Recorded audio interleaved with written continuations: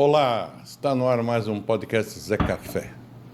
E hoje, na minha linha de manter qualidade, interesses, coisas interessantes, eu convidei um casal que fizeram uma viagem.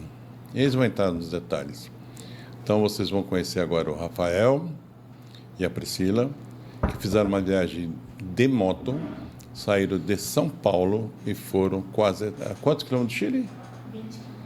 Quase a 20 quilômetros do Chile e deu 7.500 quilômetros de moto. Mas eu não vou explicar, eles vão contar a história, nós vamos aproveitar.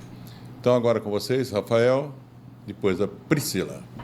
Rafael, por favor. Obrigado, Zé Café. É um prazer estar aqui, é uma honra. Me apresentar rapidinho, então, me chamo Rafael, sou conhecido também como Rafa da Pri, para muitos. Pai do Marquinhos, pai do Gui. Trabalho numa empresa multinacional, no setor de embalagens. E sempre que posso, estou me aventurando aí de moto. E hoje a gente veio para falar de uma aventura muito bacana que nós fizemos juntos. Que legal. Priscila. Oi, eu sou a Priscila, a Pri do Rafa. Pri do Rafa. Todo mundo me conhece como a Pri do Rafa. Sou mãe de 2 lindos meninos, homens hoje. Que bom. Homens. E sou esteticista. Que legal. Então, é assim que começa um podcast Zé Café. Eu tô aqui louco para entregar um segredinho, mas eu vou segurar um pouco.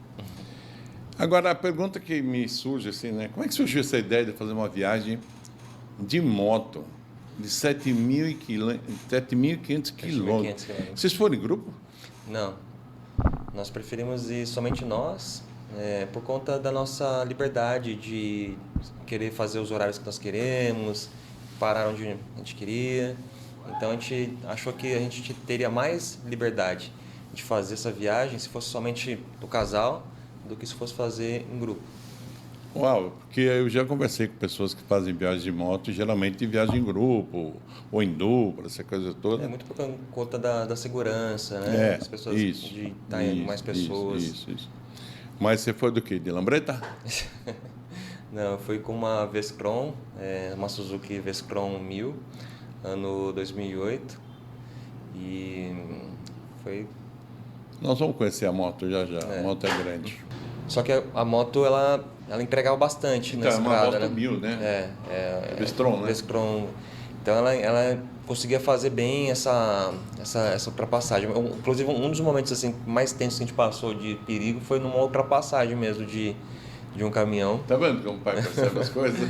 Mas foi... Isso eu estou sabendo agora. Não, mas isso foi por conta que um perrengue que a gente passou, um único perrengue que a gente passou, que foi uma peça da moto, que é responsável pela transmissão. A gente já estava na Argentina voltando. A gente já estava chegando na Argentina. Bom, em cidade, vocês chegaram a guardar o número de cidade que vocês dormiram? Acho que umas 18, mais ou menos, né, Prince? Sim. Que vocês acordavam sabendo onde estavam, não? Às vezes não. Às vezes não, dava uma bugada no cérebro, assim. E vocês foram de Airbnb? A maioria Airbnb, acho que só teve 2 que foram uma reserva fora do Airbnb, pelo Booking. Mas eram residência, não era hotel. Mas foi bom, foi interessante essa experiência, porque a gente conseguia ficar em lugares muito bons, que a gente sempre tinha que ter cozinha, né, pra gente poder fazer o nosso lanche. Na hora de filtrar, né, no aplicativo, você pode filtrar o que você precisa. Sim, você colocou uma condição básica para E aí, assim, se a gente fosse passar uma noite, eu colocava lá garagem, porque tinha que ter por conta da moto. E, sei lá, dependendo da cidade lá no sul, aquecedor, porque senão a gente ia morrer de frio. Passava frio? Muito frio. Porque na moto é bem mais frio, né? Muito frio. A gente pegou 0, né, na moto. A gente chegou a pegar. Porque a sensação térmica tomando Você banho. Menos 0, calça térmica, meia térmica, a Capa. capa de chuva por cima para bloquear ainda mais o vento. Você não sentia os pés, você não sentia as mãos. Por isso que a gente sempre queria rodar de dia, porque de dia, mesmo estando frio, o sol ele dá uma segurada na temperatura, né? Caiu o sol. Na hora que deu 5h30, 6 horas, vira completamente assim o tempo. Fica muito gelado. Eu estou entendendo da conversa que a gente está tendo aqui, eu estou esquecendo todas as conversas que eu já tive com eles em família. A viagem de vocês foi baseada em fé e foco, né? Sim. Sim. Muita fé. Muita fé. Vocês oraram durante a viagem? Bastante. Eu acho que por estar atrás e a moto ser muito confortável e segura, eu consegui ler muito. Porque você lê de moto e não fica tonta? Não, porque uma coisa que a gente se arrependeu talvez de não ter se programado é de não ter comprado o comunicador. A gente foi sem comunicador de capacete. Tá. A gente achou, não vai ser tão importante. E era, que a gente ficava 12 horas na moto, sem se falar. E aí eu ali atrás, não tinha nem o que fazer. E eu li muito, então, tipo assim, eu tenho a Bíblia aqui no meu... Isso se pode, mas na fronteira, eu levei, né? Pode levar o galão, você não pode passar a fronteira com a gasolina. Porque é um líquido, né, inflamável e tal. a gente descobriu isso depois até, né? Na verdade, antes de passar, esse amigo, o Elias, né, ele deu a dica, falou assim, Rafa, você tá levando gasolina, né, mas não vai na fronteira com gasolina que eles vão ficar lá. Esvazia o galão. Aí eu esvaziava na moto, antes de passar da fronteira, esvaziava na moto a gasolina, depois enchia de novo. Então, senhores, uma viagem dessa não requer só vontade, requer muito planejamento. Sim. Eu garanto que nem passou na cabeça de vocês que, eventualmente, na fronteira, a creatina e o whey poderiam chamar atenção na hora de uma revista aleatória, do jeito que eles fazem.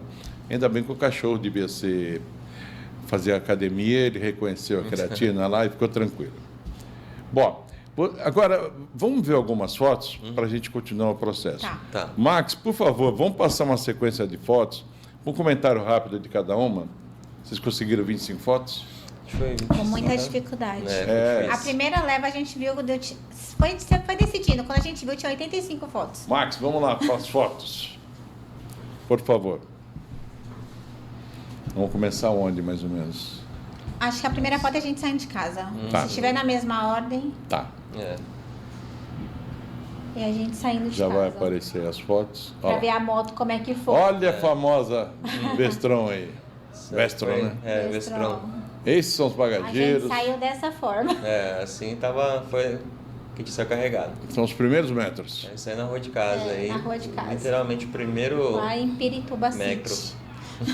Pirituba City. Vamos embora. Aí. Uau, já neve. Então, Aí já é Mendonça. Aí já foi em Mendonça, né? A gente alugou um carro, a gente não subiu de moto, porque não tinha condição. Tem muita neve ali no chão, ali, tá vendo? Ali não dava pra passar de moto ali. Eu tava pensando que deve ser andar no sabão. Hein? Não, a gente alugou um carro, ficou Pelo 2 dias menos com o carro pra poder subir a montanha. Pelo menos esse trecho aí. E esse aí foi o meu lugar mais esperado, que era o sonho dele, era essa vista saindo do túnel. Maravilhosa aí. Isso já é Argentina? É Mendonça, é em Potrerilhos. Esse lago aí, esse dique, né? Ele reflete o céu, é a coisa mais linda. Lindo. Olha, só para constar aí, não estão na Suíça, não estão na Dinamarca. Isso aí é Argentina, minha gente. No sul do Brasil. Aqui do lado. Sul da América do Sul, pertinho. Faltou. Eu acho que eu queria ter explorado um pouco mais o sul ainda, de passar um tempinho mais no Brasil. Dentro do Brasil. Entendi. Florianópolis vocês não passaram nem perto, né? Passamos, mas a gente entendeu indo para o Uruguai que andar na costa é muito complicado. Entendi. Porque de Montevidéu para Punta del Este é costa.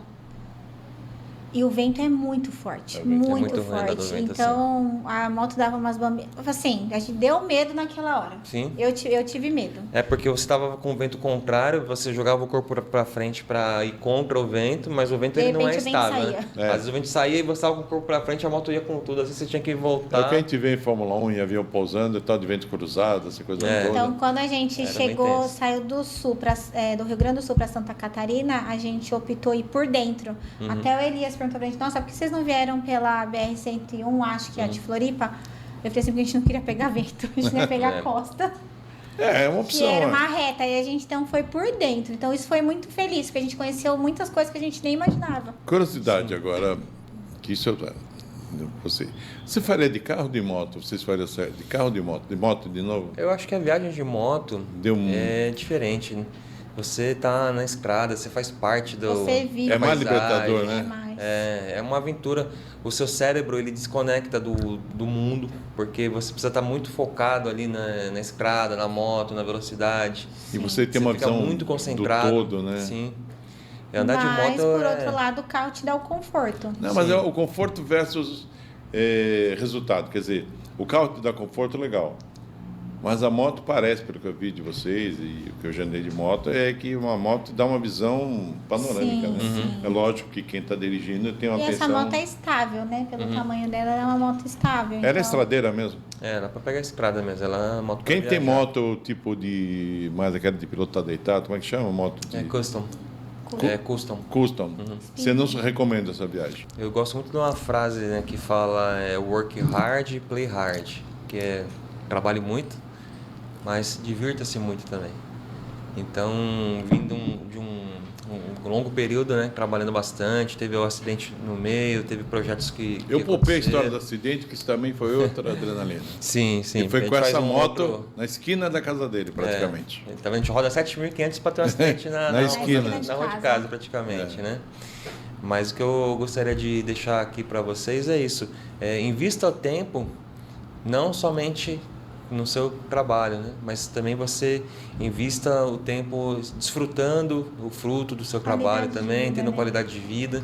Isso também me renovou para poder ganhar mais força, para poder conquistar mais coisas, para depois de um tempo de novo fazer mais uma viagem, desfrutar com a família, com a Pri. Tempo de qualidade Tempo com de quem qualidade. você ama, né? E também o último comentário meu, antes de encerrar, é assim, conheçam o Brasil. Conheçam o Brasil. A gente, é normal, todo mundo quer, preciso conhecer a Europa, os Estados Unidos. E a América do Sul também é muito linda. Então, incluindo a América do Sul. A América do Sul é uma região muito bonita. O Brasil, por si só, já é um país maravilhoso. Programa em viagens, É verdade. você não vai perder em nada. Muita coisa aqui vocês não vão encontrar em outros países. É muito Até lindo. floresta, por exemplo, vocês não vão ver em outros lugares.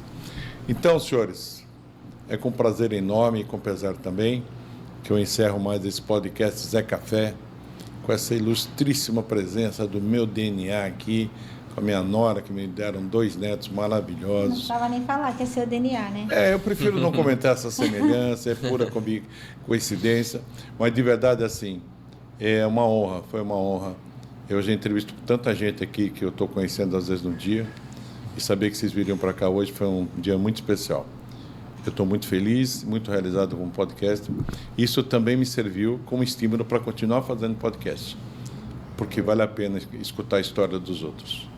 A nossa história não é a única, nós fazemos parte de uma grande civilização.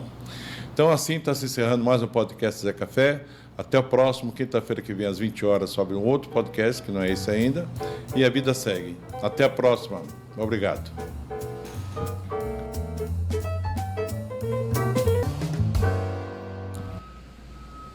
Olá, estou abrindo aqui mais um podcast Zé Café. E finalmente, eu tenho ter vários convidados especiais, um que eu considero muito especial, que já faz parte, já é meu amigo e também me ajuda muito em muitas dúvidas financeiras. Eu juro por Deus que ele não é uma inteligência artificial, não é uma IA, não. O nome dele é Hugo Campanha. E eu vou perguntar, por trás de tantos números, tudo que você lida com finanças, essa coisa toda, quem é o Hugo? Fala, Zé. Primeiramente, Fala. é um prazer estar aqui com você, Zé. Tamo Finalmente junto. deu certo. Valeu! Muito obrigado, Zé, pelo convite. Parabéns Isso. à equipe aí nos bastidores também. Obrigado. Zé, quem é o Hugo por trás dos números? O Hugo é um cara que há 13, 14 anos atrás quebrou uma empresa acumulando mais de R$200 mil em dívidas, já com 2 filhas pequenas para criar, com a esposa desempregada, que estava pensando em fazer besteira, com crise no casamento, fugindo de oficial de justiça, sem crédito, sem nada, lascado, sem ter o que comer literalmente no armário. E que nesses 13, 14 anos aí, trabalhando e investindo, construiu sua riqueza, construiu sua liberdade financeira, alcançando aí mais de 1 milhão de patrimônio investido, mesmo com 2 filhas para criar e tendo uma única fonte de renda, uma fonte de renda assim, bem razoável, né? Então, esse é o Hugo por trás dos números. O cara que pensou diferente e, graças a Deus, venceu o sistema. Uau! Hoje você tem quantos anos, Hugo? Eu estou com 36, tentando fazer o negócio prosperar, e aí a gente foi aumentando os aportes, R$100, R$50 e tal. Depois eu descobri o CDB, Pô, rendi um pouquinho mais, deixa lá. Mas assim, no começo, Zé, cara, é desafiador, porque não rende nada, assim. Você não vê o dinheiro crescer. É muito desafiador. E dá vontade de parar, né? Mas a gente continuou, cara. E foi indo e crescendo. Aí eu fui estudando, aí eu descobri que conhecimento na área contábil valia ouro para investimentos, porque a base do conhecimento para investimentos é a contabilidade. E eu não sabia disso. Quando eu comecei a pesquisar sobre investimento, começar a ver vídeo no YouTube e tal, aí foi despertando. Aí eu comecei a estudar. Gosto de ler, leio bastante. Comecei a pegar livros de investimento, livros de outras coisas também.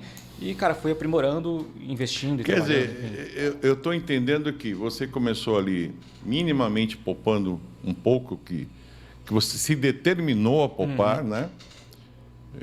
Com persistência, né? E aí começou a estudar, fez contabilidade, é isso, né? Mais ou menos o que eu estou entendendo. E aí começou a entender melhor sobre investimentos. Sim. Não ter desistido isso. E ter tomado as decisões, principalmente financeiras, inteligentes, e depois de investimentos, que conforme eu fui me aprofundando nessa área de investimentos, eu entendi de verdade como investir de fato para ter uma rentabilidade, cara, absurda. Aí sim, cara, a bola de neve foi crescendo e cresce cada vez mais. Quer dizer, fica aqui duas coisas. Você teve uma vida, teve uma fase muito difícil, de quebradeira, ela começou a investir, papapá, os filhos crescendo, as despesas aumentando, mas a decisão de investir nunca foi mudada. Não. Nunca foi mudada. Já tive muitas dúvidas no processo. Sim. Tá? Pô, será que eu realmente estou fazendo a coisa certa? Porque você falou uma palavra, Zé, você falou sobre desejo. O principal numa gestão financeira familiar ou pessoal é controlar o desejo, é controlar o ego. Esse é o mais difícil, esse é o mais desafiador. Porque você quer sempre morar numa casa melhor, você quer ter um carro melhor, você quer comer melhor, pagar uma escola do filho melhor, fazer uma viagem melhor e controlar esse desejo, se abdicando de algumas dessas coisas ou vivendo num padrão abaixo do que você poderia viver é o mais desafiador, que é o que a maioria das pessoas não conseguem fazer. É conviver com frustrações, né? Isso, Zé. É conviver com frustrações, cara. Eu vou te dar um exemplo. Na época a gente tinha um escritório de contabilidade. Era eu e minha esposa. Com o tempo a gente foi contratando um funcionário, 2 e tal. E assim, durante a maior parte do período do escritório de contabilidade, a nossa renda era menor do que a dos nossos funcionários. A nossa renda familiar. Aí eu te pergunto, por que eu consegui enriquecer e esses funcionários, alguns estão até hoje aí, não tão bem? Você ganhava menos que os seus funcionários. Minha renda familiar era menor do que a deles. Eu poderia até citar alguns nomes de funcionários aqui, enfim, mas, sabe, o funcionário lá ganhava, por exemplo, vamos colocar valores aí, R$3.000 na época.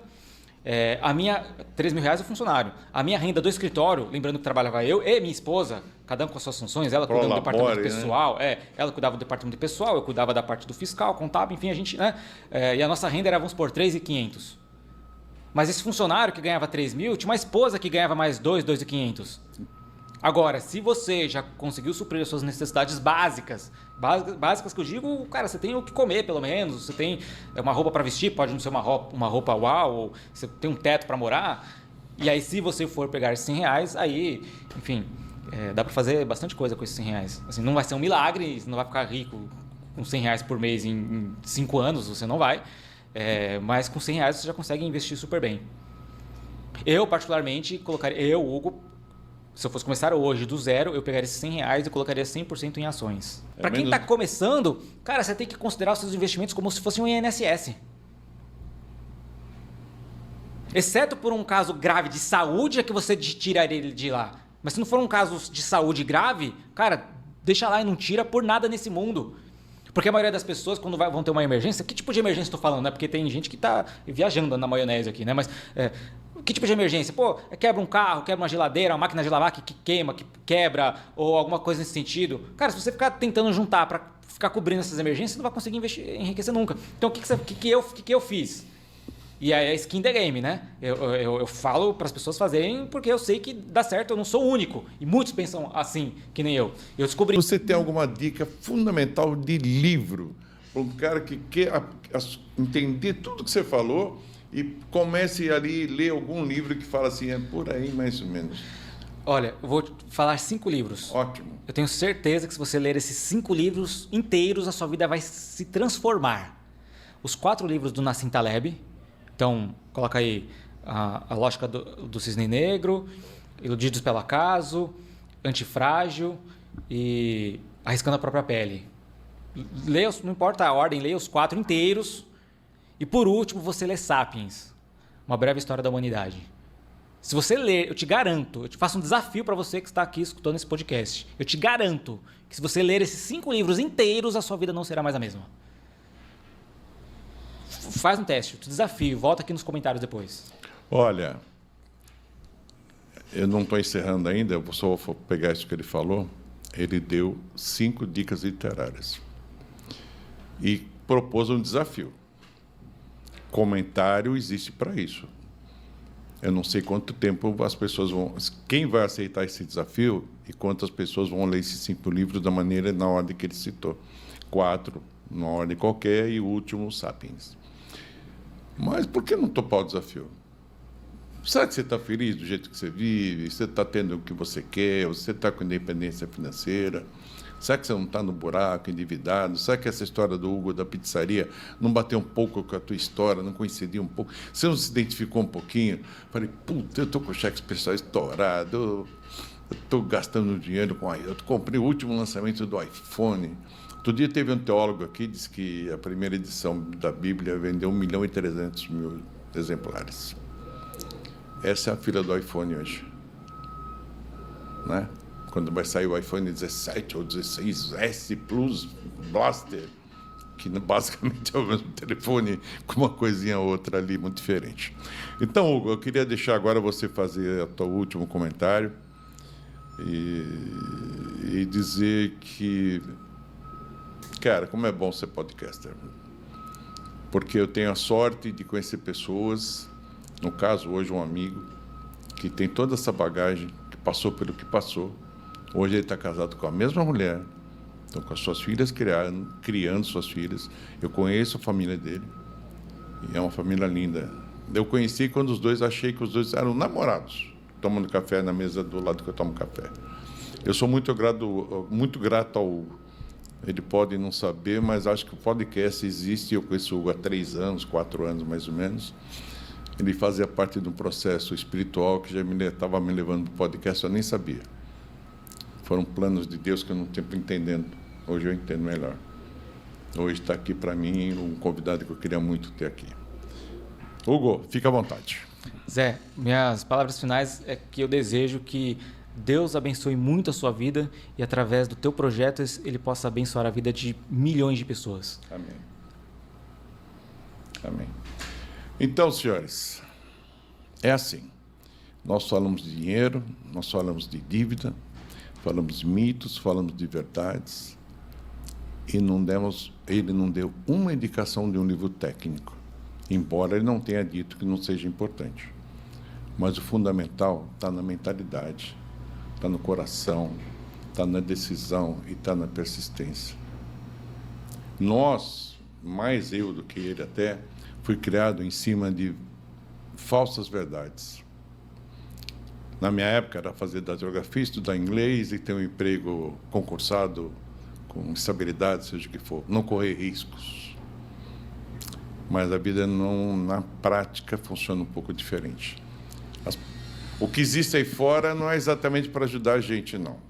Estou falando de banco, estou falando de seja o que for. A gente tem que pensar direitinho de como a gente vai escolher o caminho da nossa vida. Todo mundo vai passar por um caminho. Se ele vai ser mais difícil ou menos difícil, depende muito das suas escolhas. E outra coisa, não existe tempo que não dê para mudar. Por pior que esteja a sua situação, não importa a idade que você tem. Se você é jovem ou tem a minha idade, seja o que for, dá para virar o jogo. A questão, muitas dicas foram dadas. Então, eu, com algum pesar, eu encerro o podcast de hoje, porque ainda mais me sentindo abençoado por um amigo que eu sei que é de coração, que me presenteou com um livro, e não é o primeiro livro que ele me dá. E eu confesso, ele sabe que eu não li o primeiro. Eu não li o primeiro. Mas eu considero eu tenho esse privilégio de ter ele por perto quando a gente consegue se encontrar. Então, Hugo e meus amigos, assistam esse podcast, compartilhem, curtam, porque o conteúdo é bom demais, tá bom? Então, está se encerrando mais um podcast Zé Café e até o próximo podcast. Hoje, toda quinta-feira, 20 horas, sobe um podcast, tá bom? Muito obrigado e até a próxima.